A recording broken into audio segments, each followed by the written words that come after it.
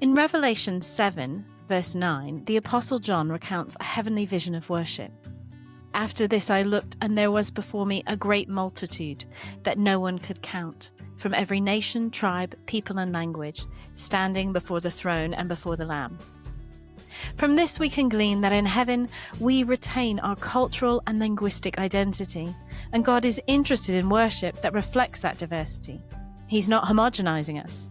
The miracle of Pentecost didn't make us all the same and reverse Babel. God created and enjoys our incredible diversity. The fact that so many different people and cultures worship God brings him glory. The population of the UK is increasingly culturally diverse. At least 20% of the population is non-white or born outside the UK. Though that may raise political and relational challenges, it's not a new phenomenon. Migration has always been part of the UK's history, and it's a trend that is not going away and is mirrored in nations around the world. Our societies are increasingly multicultural. Today we're exploring how the church can engage with the cultures around us and in our midst. I'm Melanie Cave, Managing Director at Roots, and today I'm speaking with Jessie Tang. Jessie is an ethnomusicologist who has an interest in second-generation immigrants, intercultural worship and mission. She was born and brought up in the UK and loves to speak about how important diversity is in loving others and knowing God more. Jessie works for the Diocese of Leicester as Intercultural Ministry Director, helping churches to grow as intercultural worshipping communities. They are looking to grow the numbers and depth of discipleship among United Kingdom minority ethnic people.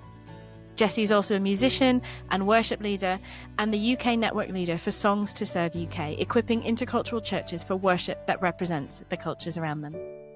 Thanks for joining us on the Roots for Churches podcast. Here we go. Welcome, Jessie, to the Roots for Churches podcast. Really good to have you here.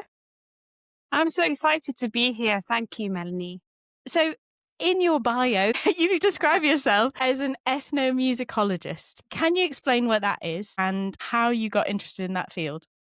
Yeah, sure. Well, ethnomusicology is the study of music and how it intersects with society. So what I often like to do is break down the word, so ethno and then musicology. And when you talk about ology, it's like the study of something. So it's the study of ethno, like people, and music. And therefore people can study anything to do with like music and war, for example, or music and religion, or sound and space, politics and music, that kind of thing. And for me, my particular interest is music and identity. Wow, that's fascinating. I never really thought about the intersections between music and war. There's lots there. Wow, I think I need to go and do an extra degree. Yes. So how did you find your way into that career?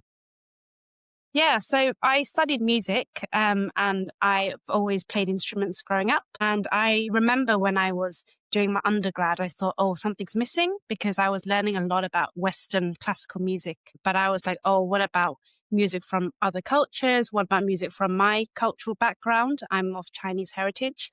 And I also got to know Arts Release, which is a ministry of WEC, and they do multicultural worship from around the world.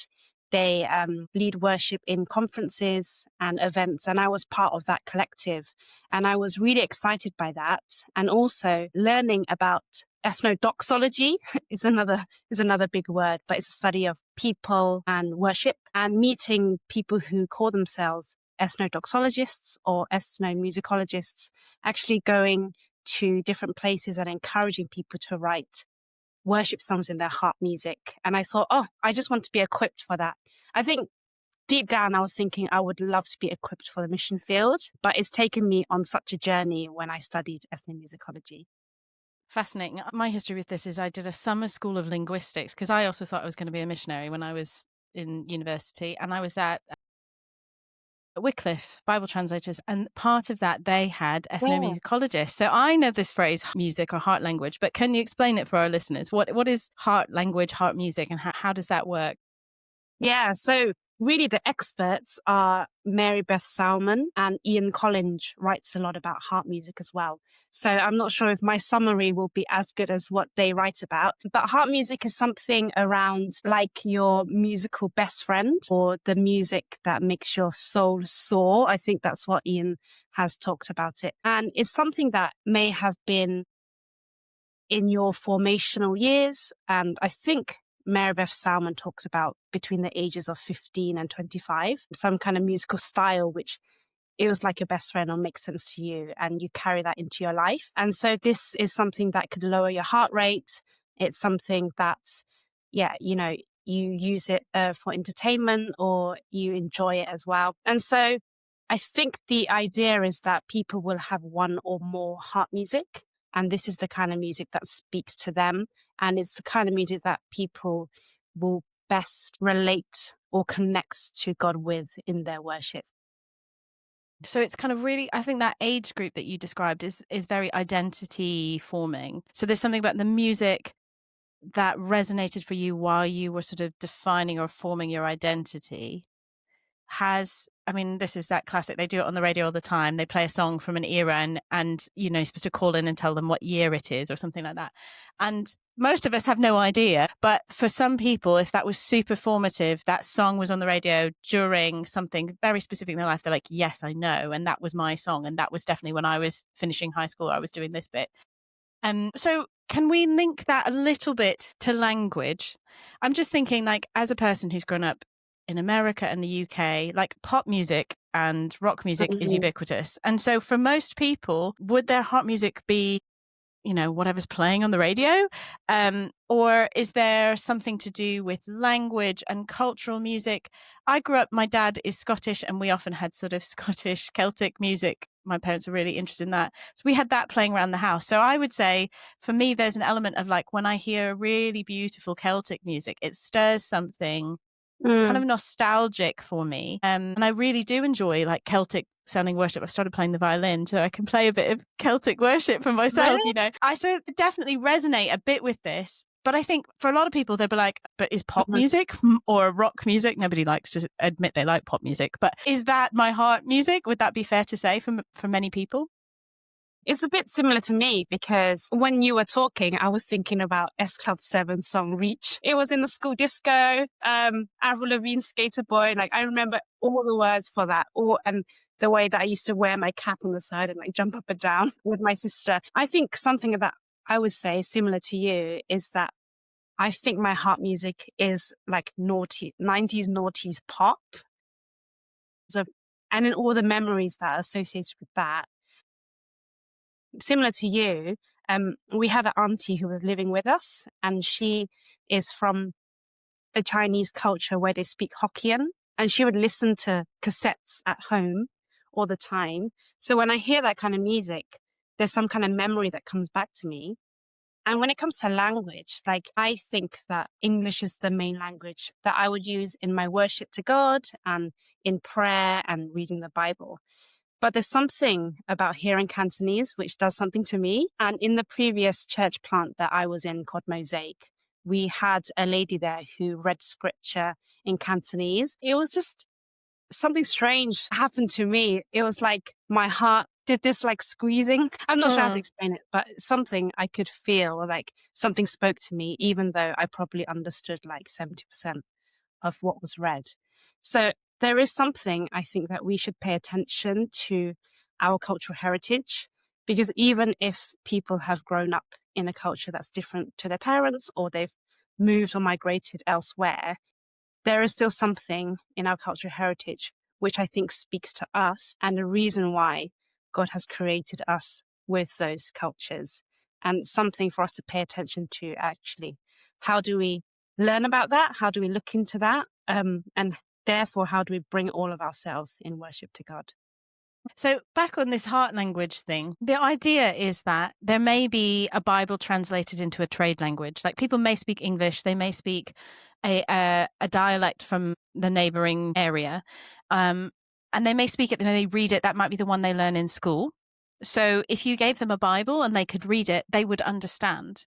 But there is something significant or something emotional that happens when scripture is translated into the language that you grew up, your mother tongue, the language that you spoke around the house. And instead of Jesus or God being this sort of slightly outside of your neighborhood, slightly foreign, you understand, but it's not it's not at home.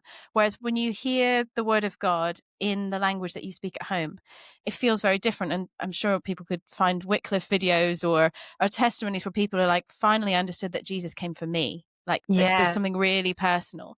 And I think there's something of that happening in worship in multilingual ways. So I grew up speaking Spanish. I mean, I spoke English at home, but I did Spanish from like early and did it as a degree, worked in a Spanish speaking church. And in that church, the parents were probably, well, they might have been first or second generation immigrants, but they primarily spoke Spanish.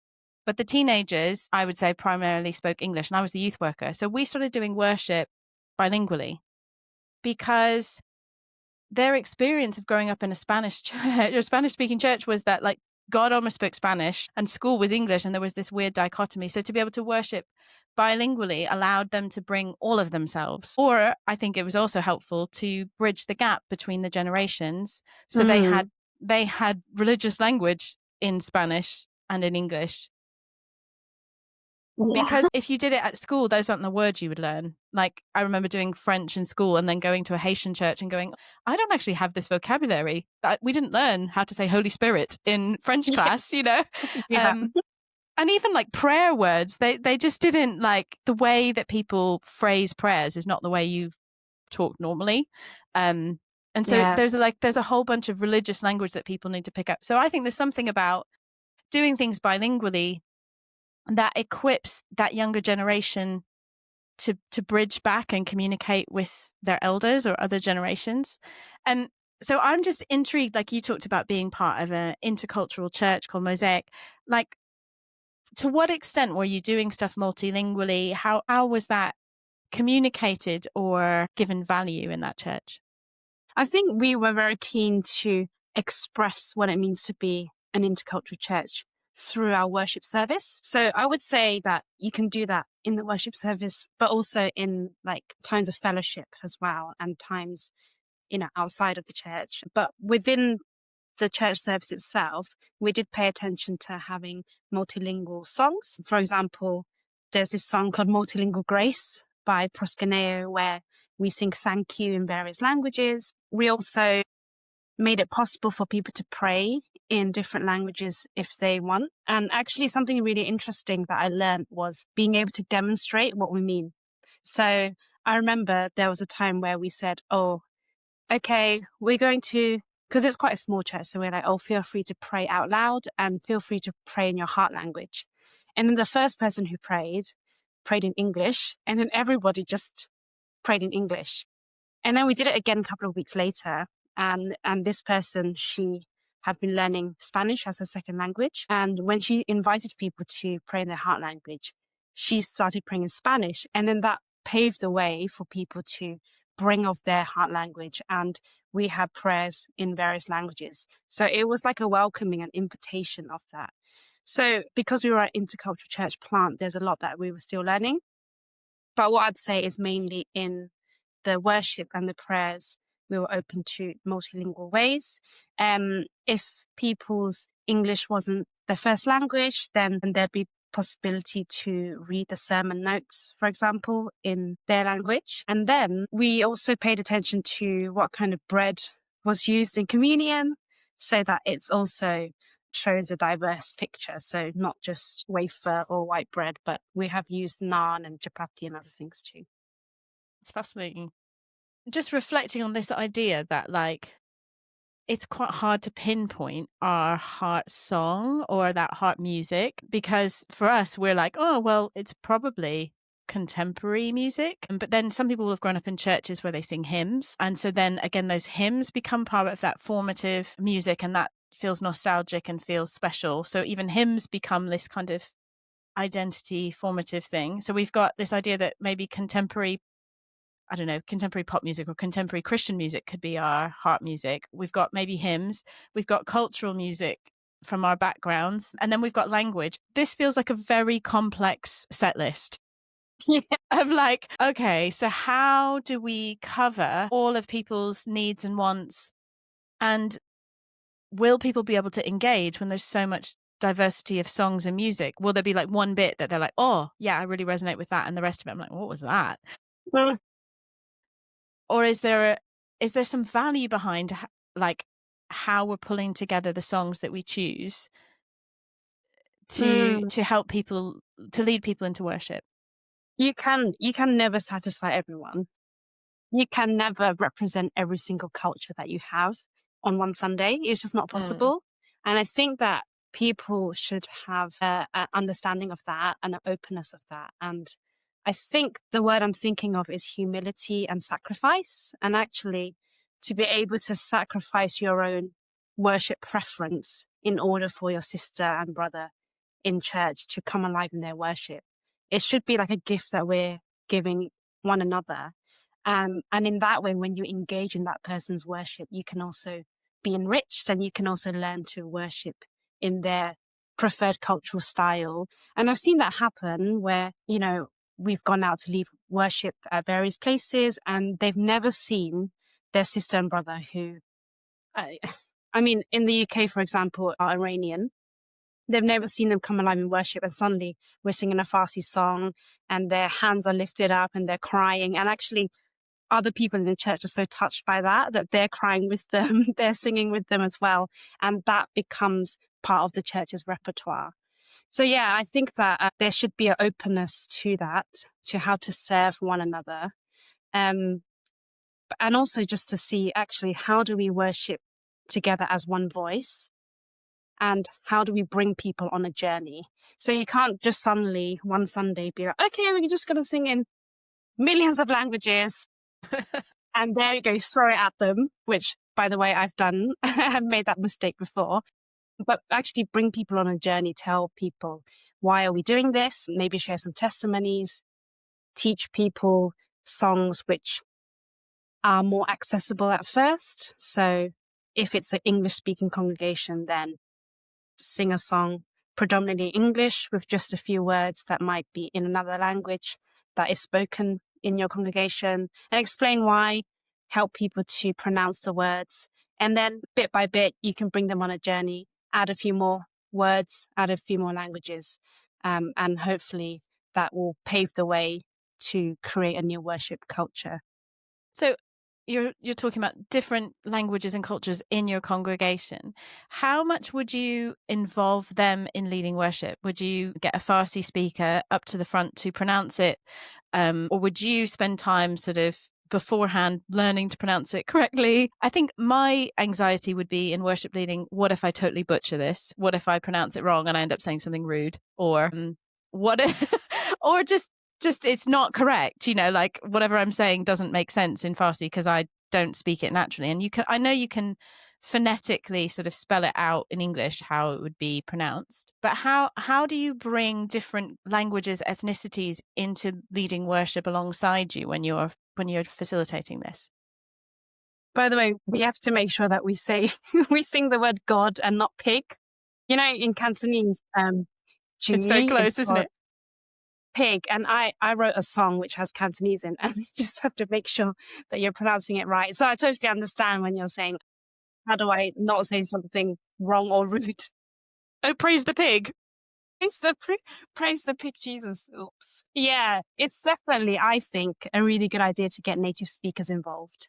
And one of the ways that I learned to pronounce words and languages is actually asking them. And it's even a really good tool for evangelism. If you have a neighbor who doesn't come to church and you're like, oh, I'm learning this thing in Hindi, can you help me? And then they're actually teaching you how to say like Jesus is the light or salvation. It's amazing. But yes, definitely really good to bring native speakers into it.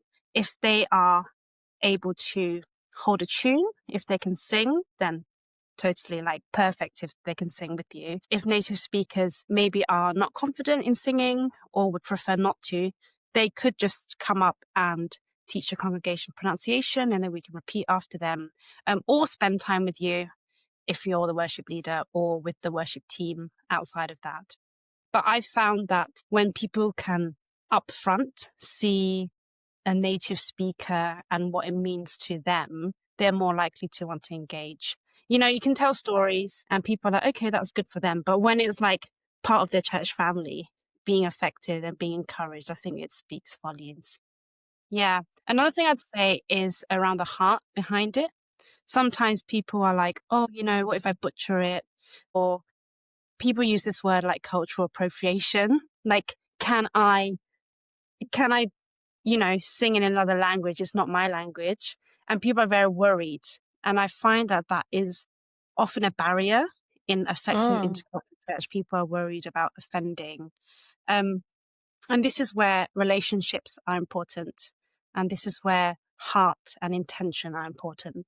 So when we see that actually there is a heart to help our sisters and brothers to come alive in their worship and to engage with God in a way that speaks to them, then I think there is more grace and more understanding that actually we have this good intention. We're not monopolizing, we're not actually gaining money or, something bad from this, but actually it's for the greater good of everyone.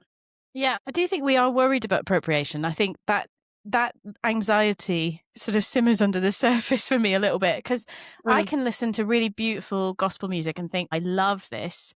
Can I get away with singing this? Or is that appropriation? But if that is part of your community, if your community has got Afro-Caribbean or African in your community, and that would be authentic, then I think as a worship leader, it is fine. But I guess it is that, how do we draw more diversity into our worship team? So I guess this is my question around, it's not just about the language, but it's also about music style, which probably comes back more to your ethnomusicology of like, how do we incorporate different musical styles into our worship? And how do we incorporate different beats? The other night we had a worship night and we were trying to do one of the songs with an Afro beat. My son's quite a good drummer and he could pull it off. But it was that like, actually we didn't have anybody African there, but all of us were rocking out, and we had other ethnicities who were loving it. But is it appropriation, or is it the fact that actually quite a lot of Afrobeats is now in pop culture songs that we're hearing, and so that is now becoming part of our culture? Where is that line of, is this inappropriate? And I think particularly as a white person, I can feel I really don't want to come across as just grabbing and taking culture and saying, I'll have that too, thank you very much, wanting to honor the cultures. But there's also this messy middle that I think both of us understood, of like being children of immigrant parents, is like, where is my culture? Like, I live somewhere in between. For me, it's somewhere between the US and the UK. I don't sound very American, but then there'll be some cultural references that I will totally miss in England, because that was when I was living in the US. And you've written really beautifully in a chapter in Polyphonic God about this struggle of identity, of like, what does it mean to be both British and Chinese? Are you British enough? Are you Chinese enough? And is your culture, is British Chinese like a culture in and of itself? I think it probably is. But how does this worship and music like come out of that wrestle for identity? That's amazing. That's such a good question. Wow. I could probably write an article or interview people about it as well. So when I was doing ethnomusicology, I studied Arabic music. I wanted to, but I didn't in the end study anything about East Asian music or learn Chinese instruments, even though I want to. But I decided to immerse myself in another culture, and I learned Arabic. Don't ask me to speak. Wow. I learned modern standard Arabic for one term, and I also learned the kanun, which is like a zither that you put on your lap, and you put like plectrums on your fingers, and you play the strings. And I think what I wanted to do was to experience learning something new, but also to learn a new culture in the process. And I made sure that I listened to the teachers and listened to Arabic music and culture, and actually tried to situate my musical learning in their history. Obviously, if you don't ask me anything about the history, because I won't be able to say anything, but there is something about, actually, we are hearing lots of different musical styles these days, and that I think does affect us in the way that we worship, in the kind of music that we like. And I think that's good. That's okay. And lots of people are doing fusion things now. But there is something also important about sitting at the feet of people who this music comes from in their culture or their cultural background. So playing a song with Afrobeats together, that's fun. I want to do that. Can I join? Yeah, please do. Amazing. It sounds like that's so fun. But what would it look like to also like learn more about Afrobeats or learn more Yeah. about the kind of people that music comes from. To have the word authentic is, I don't know if I should use that word, to have more of a authentic expression, but also to see where it comes from and therefore learn more about people. So I think there's something important around that. In terms of being from mixed heritage or actually growing up as an immigrant or as a child of immigrants and things like that, I think that that helps us to find commonality between things and to find bridges between things as well. Like one of my experiences when I used to go to a Chinese heritage church is that I was able to speak to the older generation who are Chinese speaking, as well as the younger generation and those who are second generation like me. I was intentional around that as well. So I made sure that I did speak to various people, and I think we did really want to integrate a lot more. And sadly, we weren't able to do that as well. But I think there is something around that where we can be a bridge between things. And that is also a gift that we can bring into the intercultural space. Because, I mean, people may not think about this, but like 20% of the UK population is not white. Like, now that is leveled across the whole of the UK. So some places will feel more than 20% and some like visibly less. And that they may still be English speaking. But what we're trying to say is diversity is everywhere. Diversity is around us. And our churches, I think, need to reflect the community around us, but also diversity within the church. And so this intercultural movement of churches is saying, how can we make sure that the main culture of church is not just white British? Yeah. It becomes the default, it's the host culture, and it's not necessarily wrong. It's just that we are not hearing the voices, hearing the riches, hearing the treasures of those Christians who are coming from other parts of the world who can teach us so much. And we're not understanding culture, we're not understanding scripture from their perspective if the white culture dominates. And so I feel like worship and prayer are ways into this that build cultural understanding. But perhaps worship is one of the harder ones because people get really protective, possessive, or have strong emotional reactions to how worship is done. And if you change things, people are like, oh, did I like that? Do I not like that? But as you say, like as there's relationship, as people go, oh, that's my brother or sister, and they're really connecting. Yeah. And then the changes around worship are a bit more palatable or acceptable because people are like, oh, I can see that this is helping somebody else.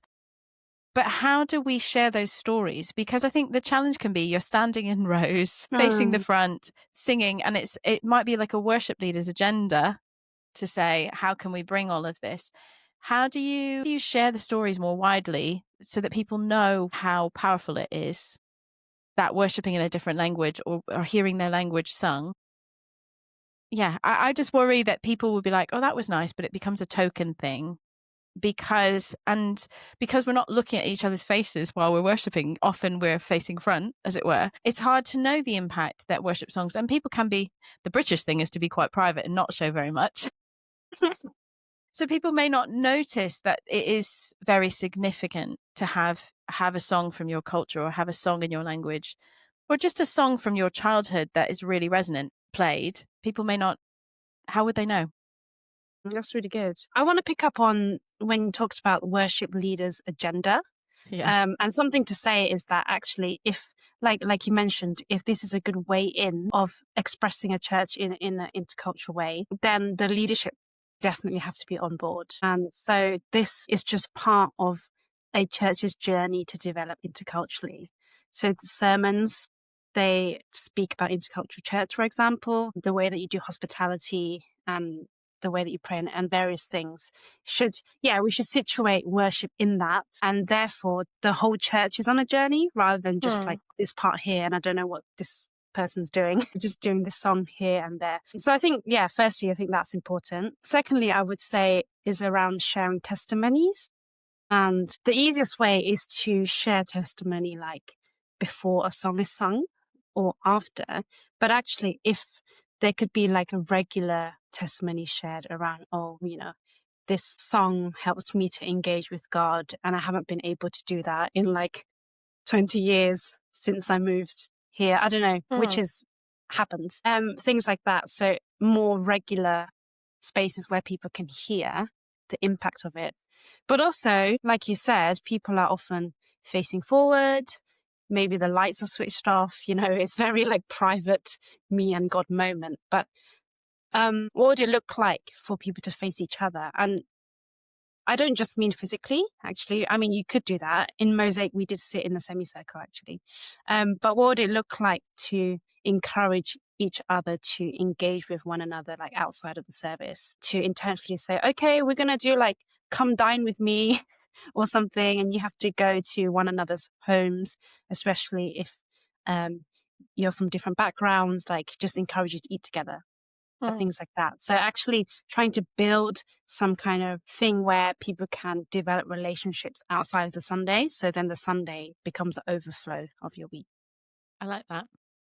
I really like that. One of the challenges around intercultural church is this kind of educating people on other cultures as you go. So there's like this cultural awareness that's happening while we're also doing spiritual formation, while we're also worshiping, while we're also serving our community. It can be like the thing that you talk about a lot. That cultural understanding often is focused on people who are like Ukrainian or Hong Kongese. They've just come here, or they are a refugee from this place. And so they're a first generation immigrant. But there are quite a few people who kind of fall in between, who are, maybe it's a mixed ethnicity couple and they've got children who are, maybe they are half Irish, half Cambodian, like a young man I interviewed the other day. And that's quite an identity to navigate, and that feeling of like, where do I fit in? And when we're talking about intercultural church and we talk about your culture and bring your heart language, where is that for that young man? How does he identify that? How do we locate our cultural identity when it is mixed and when we have lived in multiple places? Or, you just could be a person who has moved around a lot and, you're back in England after having traveled, but actually a bit of your heart is still in France where you worked for 5 years, or in Japan where you were a missionary. And so culturally you fit, but somehow your experiences mean that you don't fit anymore, or you feel like you're now more of a world citizen. I feel like intercultural church could be a really amazing place for those people, but also really difficult because it's not a neat tick box. Like, who are you? Well, I'm kind of here and this and that, and I don't really know. And I think that your article sort of touches on this of like, how do we self-identify, or how do we have confidence? And also this feeling of needing to represent our cultures to other people and educate people, but feeling maybe like, if somebody asked me something about America, actually a friend of mine is moving to America from the UK, and she says, you need to tell me how to settle in. And I was like, well, it's been years since I've lived there, and it feels like it's not the country I ever lived in. It feels totally different now. The country I lived in doesn't exist. I'm not sure I could help you culturally acclimatize.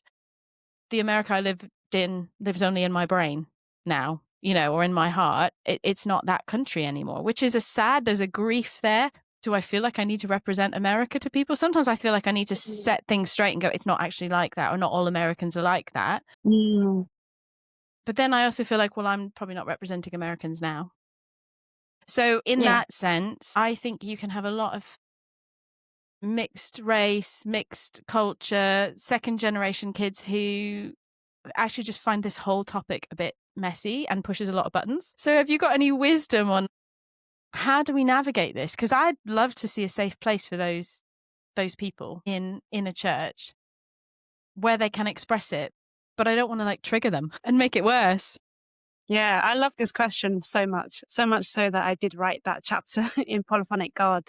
And yeah, when you're like, oh, I'm not sure if I can represent the whole of America, like who can? It's often like the individual's experience, and people generalize that. So it's like, because I'm ethnically Chinese, is it okay for me to say Chinese people do this, or Chinese culture is this, when I've only experienced like a slither of that, and culture changes all the time? There's something about like, okay, seeing as we're talking about British church context, like if I was in a white majority church, I wouldn't have to probably talk about my culture at all. So firstly, people are maybe a bit nervous and don't want to offend. So therefore, they're not going to ask, where are you from? Or they're not going to ask you about your culture.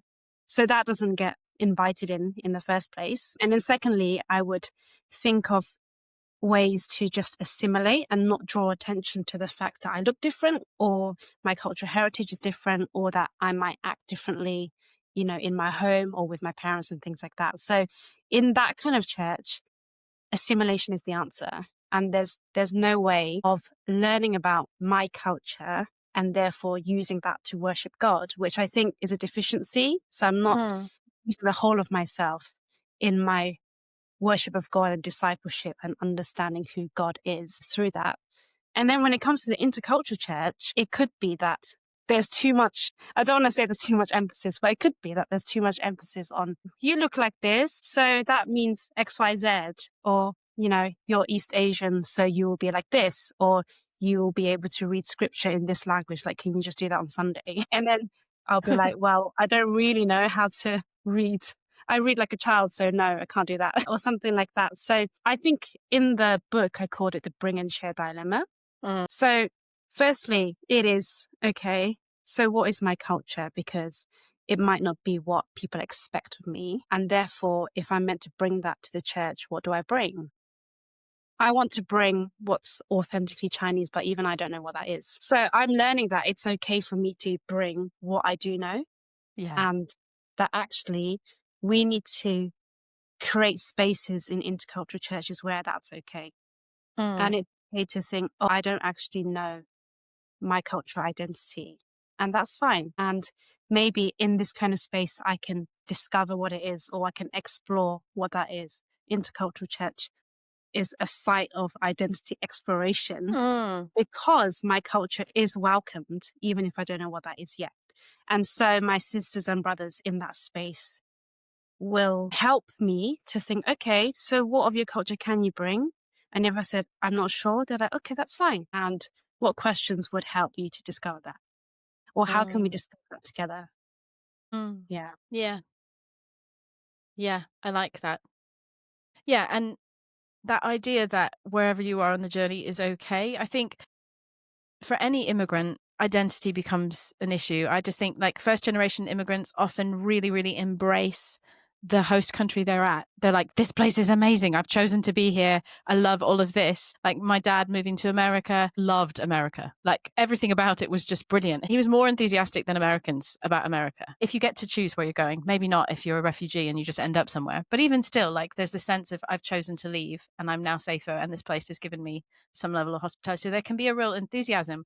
Whereas I think in the second and third generation immigrants, you're having that, like, there's the nostalgia for home, which is a nostalgia for a place, again, like my experience, that may not exist anymore, a place that existed 20, 30 years ago in your parents' imagination, or the place that you go on holiday to visit grandparents, but it's not a place you live.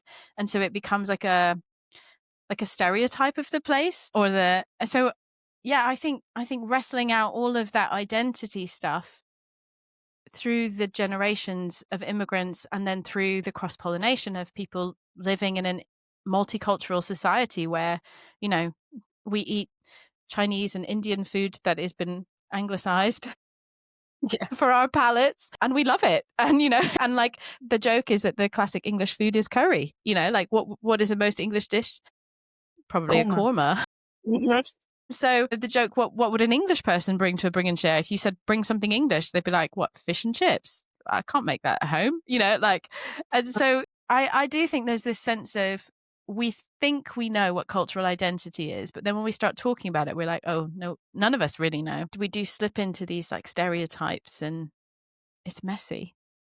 Yeah. So I don't want our worship to be full of stereotypes, and I don't think you do either. But how do we do stuff that is authentic, and helps people worship? So I guess if people want to get trained in this, want to explore this more, what would you suggest? Where can they go? Who can they connect with to explore this and get better at it, as it were? Yeah, that's good. There's actually a scale, a cultural, I don't know the word of it right now, but it's a scale where it's like C1, C2, C3, for example. I don't know exactly what it stands for, but the kind of idea that a first generation immigrant, like they could be anywhere on that scale when they come to a different country. They could be like you mentioned, really embracing and loving that new culture, or actually find it really hard to integrate. There's so much like still holding on to the culture that they've been born and brought up in, and therefore find it hard to assimilate or acculturate or whatever these words are. So yeah, there's lots of nuances and experiences, I think, between first generations themselves, but also in second generation immigrants as well. And, you know, if someone has been made to feel different because of their cultural heritage, then they're more likely to kind of hide that part of themselves and actually not feel nostalgic or not actually want that part of themselves to be seen. So I think there's something around being in places where we hold those nuances, where, we want people to be able to connect with God and worship God, and to do that, like you said, quote unquote, authentically. But it also depends on someone's journey. So if they are not wanting to engage in their cultural heritage, to come alongside them in that, but actually to help them, to stretch them in some way, because like I said before, there is a reason that we have this cultural heritage, and stretch them in some way to actually go into those deeper places, to be like, oh, why do I not want to engage with that? And what is God saying of me, or what is God wanting me to face in order so that I can worship with all of myself? So I think there's something around that in the journey. In terms of where people can learn more or resources and things like that, well, I have to share about Songs to Serve. I do lead the UK network of Songs to Serve, and 2 is the number 2.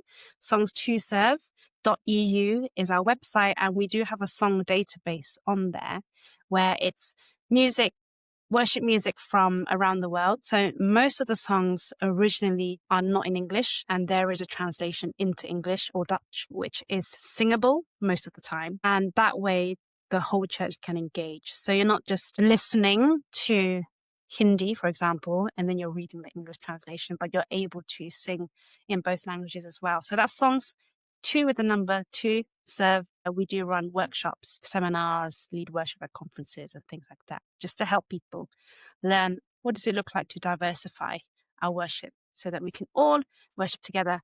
And the final thing I'd say is that intercultural church should be where the cultures in the church form the culture of the church. So the cultures in the church form the overall culture of the church. So in terms of authentic expressions and things like that, I do think that it is a coming together of these cultures that birth a new shared worship culture. And so I believe that each intercultural church will look different because there's different people in the church. But hopefully the principles are the same, of humility, of sacrifice, of serving one another, inviting one another to participate. That's beautiful. So just lastly, give us a vision of hope. What's your dream for the church in the UK or interculturally? If you could just imagine in 5-10 years' time where you hope the church would be? I would hope that intercultural church is not just like a marginal movement on the side, but is actually the reality and is the norm for churches. And I think that churches want to have these principles of service and humility and love and hospitality and all of the things that we talk about in intercultural church. Yeah. So basically that all churches in 5 to 10 years' time, and that there is an awareness of cultures where people from any cultural background can be effectively and appropriately discipled. What a beautiful vision. I hope that happens too. Yeah, thanks.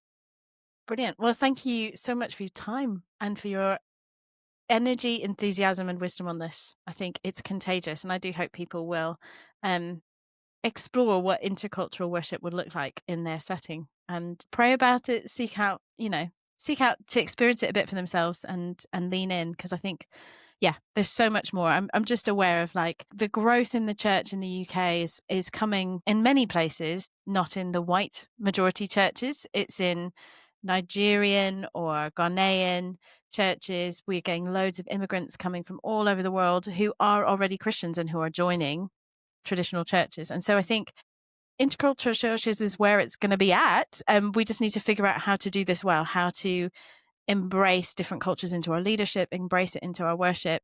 And for those big churches that are predominantly in another language, then they have the challenges of second generation kids who are growing up in English schools and speaking English as their first language. And how does that shape those churches? So even, the solution isn't let's just all speak in our own languages and be in separate churches. As soon as you've got a second, third generation, it all becomes a bit of a mashup. I just think it is a picture of heaven as well, isn't it? Every tribe and tongue gathered around the throne, that there's something about doing this interculturally that means that we can all belong and be seen. So yes, come on, church. Yeah. We can do Come this. on, church. That's peaceful. And can I just say something as well? It's around like, how do we live as well day to day? And, we can talk about, okay, sounds like a nice idea to build intercultural church. Okay, let's do it on Sundays. But what are we doing individually? Like, who are we friends with? How do we diversify our circles? Are we listening to our sisters and brothers who are different from us? Are we listening to the stories of Christians from around the world? Part of my podcast, if I'm allowed to share. Yeah, do tell, because it's great. It's called Across Culture, which you can find on Spotify and other places. I wanted that space so that we can hear the diverse voices of Christians, particularly from a British context, but also from my various contexts around the world.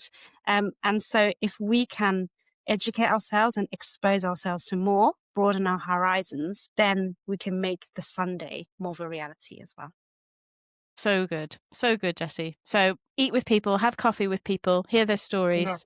Yes. Yeah. Oh, so good. Thank you so much for being on the podcast. Loved having you. Yeah, thank you so much. Head to the show notes to find links to the various organisations and training Jessie mentioned. Jessie and Intercultural Churches UK are hosting an in-person intercultural worship event in January 2026. And there are online courses you can join. via the Intercultural Church's website. Roots exists to help you lead a great church that's growing, relevant, engaging, authentic, and together. Our resources include writers from diverse backgrounds and activities that encourage interaction and relationship building between the people in your church, a fundamental element of intercultural ministry. Specifically in our children's seasonal content, we include Christmas, Epiphany, Lent, and Easter traditions from around the world, helping to raise cultural awareness and honour the cultures present in your church. Head to rootsforchurches.com to take a free trial and explore our wealth of resource available for a very affordable annual subscription. You can explore a digital subscription or add on our stunning full-colour magazines that help you prepare and share offline. If you enjoyed this podcast, please subscribe and share it with leaders in your church and network, and leave us a review as that helps others find it. Together, we can grow.